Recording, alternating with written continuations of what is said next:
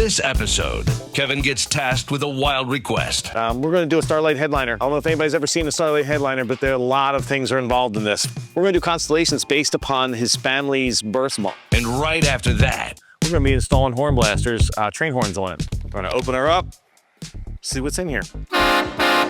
Next, we are going to be doing a few things in the vehicle. We're going to be first off making it street legal so that he can actually register and drive this on the street with everybody else in cars and trucks today. Next, we're going to be making this thing light up like a Christmas tree. We're going to be doing lights underneath, lights inside. This thing might actually be pretty fun to drive in traffic, so look out for it on a road near you and stick around to see how it turns out.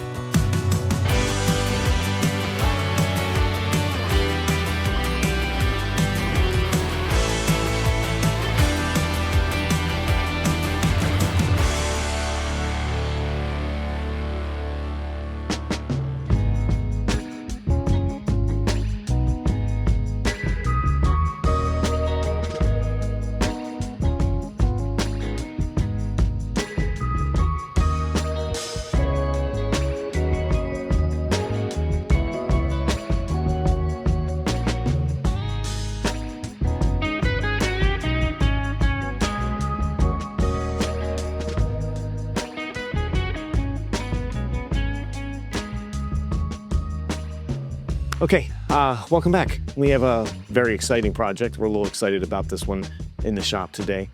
This is a 2024 Polaris Xpedition North Star Edition. Our customer has brought this thing to us because he wants to make a statement. He wants this thing to be seen 6 blocks down the road, across the field, wherever this thing can get, he wants to be seen far away.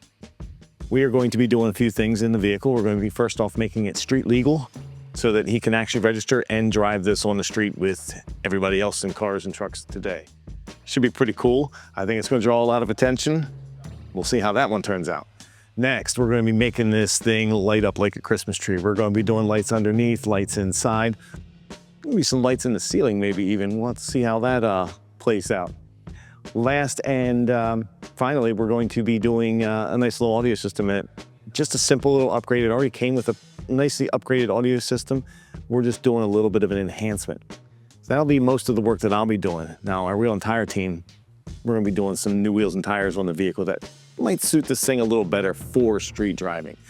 Something we haven't done here before in regards to street driving and ATV. We've done a lot of street legal systems, but we've always done them on their knobby tires. This thing might actually be pretty fun to drive in traffic, so look out for it on a road near you and stick around to see how it turns out.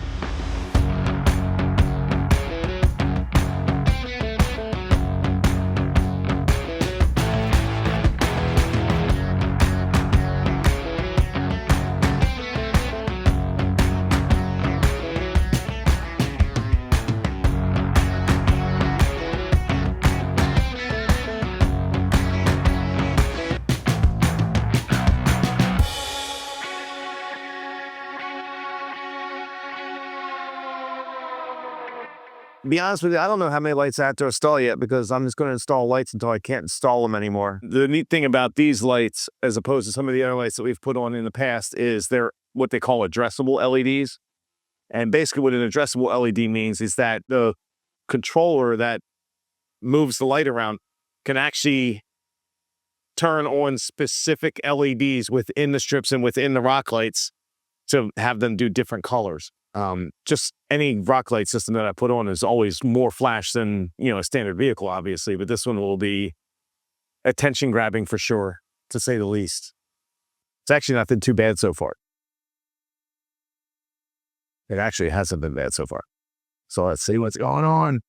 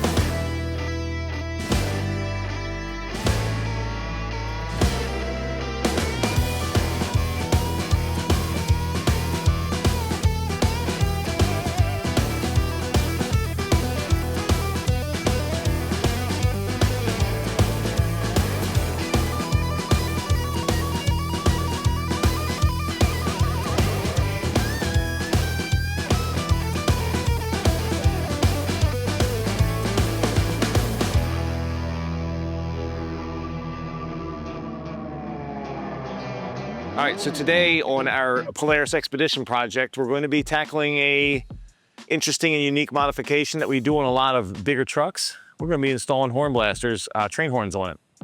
This vehicle is going to present quite a bit of obstacles based on the size and availability of additional space in this vehicle. So let's look at and see what we have in the HornBlaster box, and maybe you guys haven't been too familiar with what is all involved in doing our train horns. First off, comes in a box like this, pretty simple. Everybody's seen a cardboard box before. Bruh.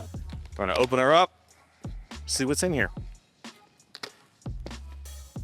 So when they package these things up, they pretty much put all the components in one box, and then we typically order an additional box. We get the spare tire carrier, which of course we're not going to use on this vehicle because it doesn't have a spare tire carrier. So a few things that are included in here. Let's get some of this packing material out of the way. Horns. This particular kit comes with 4 separate horns. Each one has a different tone. You'll notice there's different lengths. A couple other goodies that they give you. Additional hose. HornBlaster apparel. Tons of stickers. More packing. And now we're down to the nitty gritty. There's our source, our air source, our air compressor.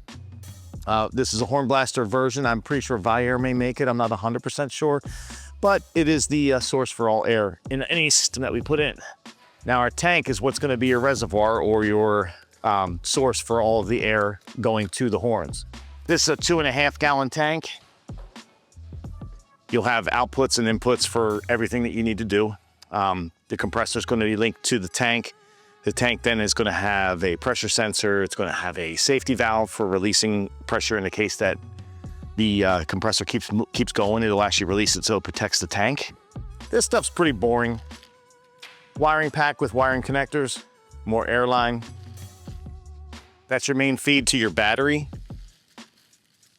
More HornBlaster swag. This is a big banner that they give you. Air pressure gauge. That's going to tell you what kind of pressure you have in your tank. This is a solenoid valve. This valve is what actually makes your horns work. So when you apply voltage to this, it's going to allow air to flow through from the tank to your horns. Very simple pressure switch. This switch, quite simply, reads pressure that's in the tank and cuts off the air compressor from putting more pressure into the tank when it's reached its set PSI. I believe it's around 160 or maybe 150 PSI, if my memory serves me correctly. Either way, that will protect the tank from blowing up. Fittings, more wire, earplugs. I've never used these. Maybe that's why I can't hear. HornBlasters also gives you this. One of the biggest things I've found with potential issues when installing horn systems or any kind of air systems, this is a cutter for the hose. A lot of people will take whatever you can to cut this hose. If you cut it at an angle, maybe it might be 10 degrees, 15 degrees, it tends to not sit in the connectors properly and it can cause leaks. This is fairly simple. It's a one-time use kind of thing, but it cuts all of the air fittings and, air lines rather, nice and flush. Keeps it simple. That's pretty much it. A lot of trash on the floor now. All I need to figure out is how to put all of this into a vehicle that we don't normally put it in. It's going to be interesting. It's going to be a lot of custom modification, a lot of custom fabrication on brackets. But I'm pretty excited to see it. I know that the customer really is excited to hear it. So follow along and see how we finish this in this vehicle rather. I'm sorry. I can't talk today.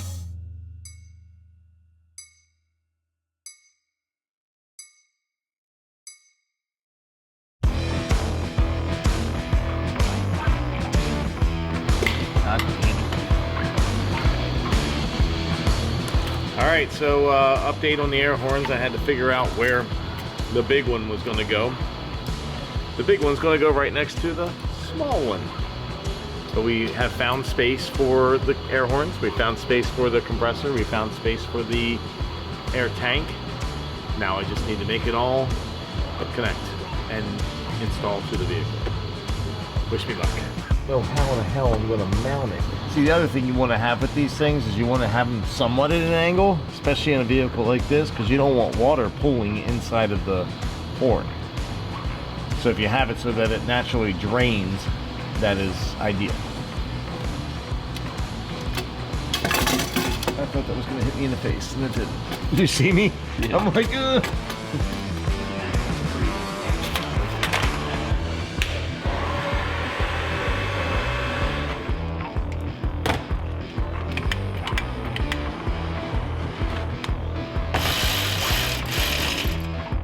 This one's already mounted. This one's mounted to the frame on both sides. A bunch of horns up in this. I mean, who would have thought that you'd be putting air horns or a train horn system on a side-by-side? 4 horns, 1 compressor, 1 tank. The horns are the biggest problem. But I'm getting it.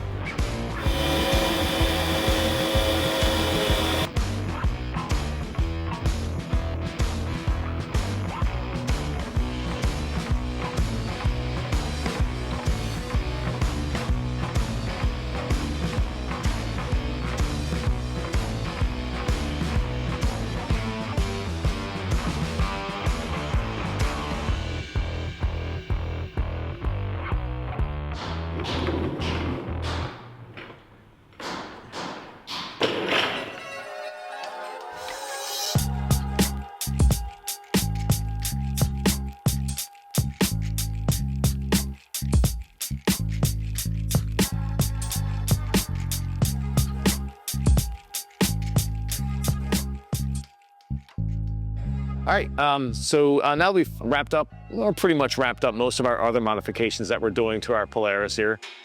We're getting ready to move on to our next stage, which is probably gonna be one of the most impactful stages, especially for our customer. We're gonna do a Starlight Headliner. I don't know if anybody's ever seen a Starlight Headliner, but there are a lot of things are involved in this. First off and foremost, we have fiber optics.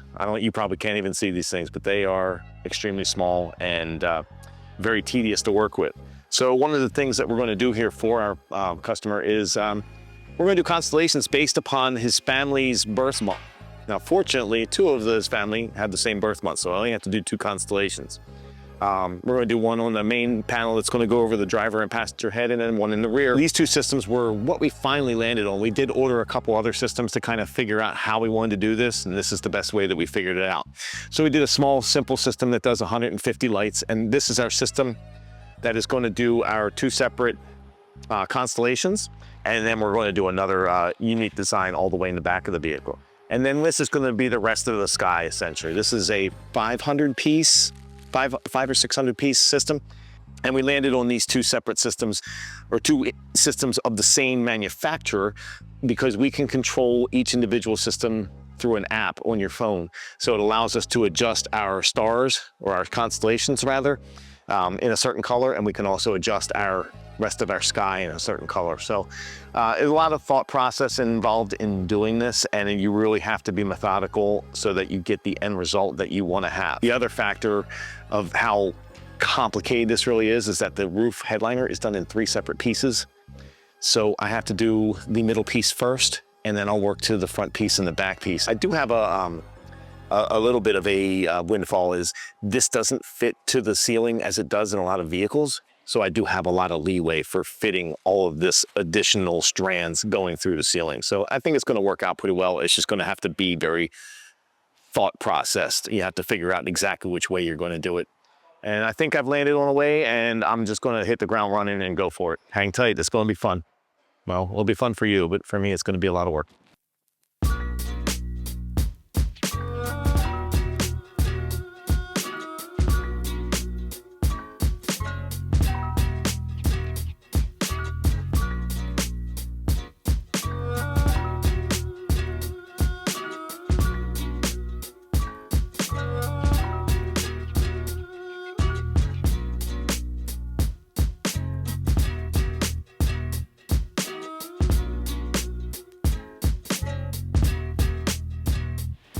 It is definitely a very tedious process, especially when you're trying to do something with somewhat of a theme in certain areas. So for example, where I'm trying to do this right now, I'm simply doing a cluster that, kind of what you would see in the sky if you were looking at a remote galaxy or something like that. So it's kind of complicated. but at the same time, it's a little artistic. Not autistic, artistic.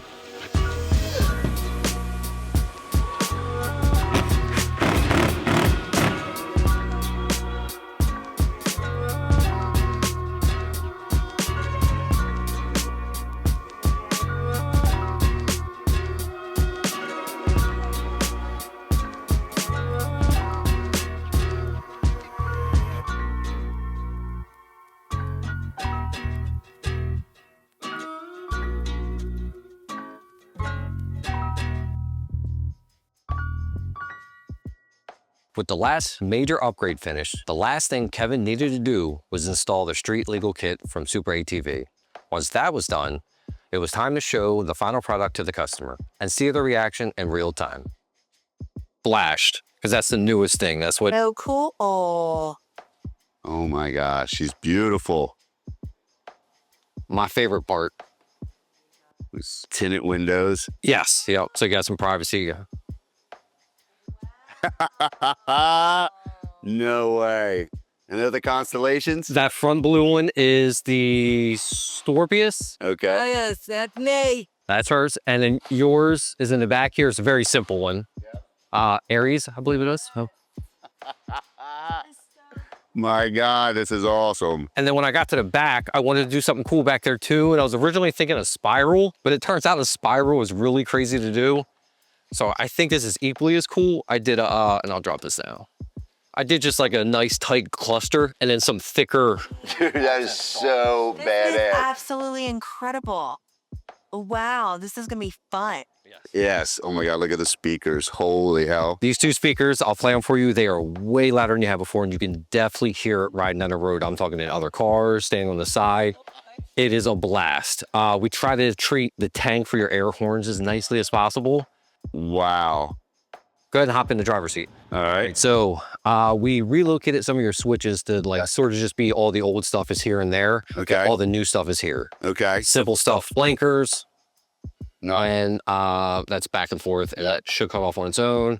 We got simple horn. Okay. We got a hazard switch. Oh, perfect. We got these lights here. That's the underglow. Okay. Alien lights. Perfect. Okay, perfect. Switch, just try to make it neat. Oh, that's so cool. How are your ears? You want to cover your ears for a moment? I'm good. All right. Fire in the hole. Hall Stadium. That end horn is the fun. Holy hell. My father's gonna die when he hears that. Oh my God. It turns heads. It gets attention. Oh my God. That is so cool. I love the wheels. Yeah, let's flick the lights on. This was I hope a really close match to the Yep. Bronco. It almost looks exactly like the Broncos. Man, she's not fitting in the garage anymore. Wow. She is a beast. You guys killed it. Go No Limit. Thanks so much for watching. You've reached the end of the video, but before you leave, don't forget to like, share, and subscribe, as well as leave a comment with your thoughts. Last but not least, here's one last thing.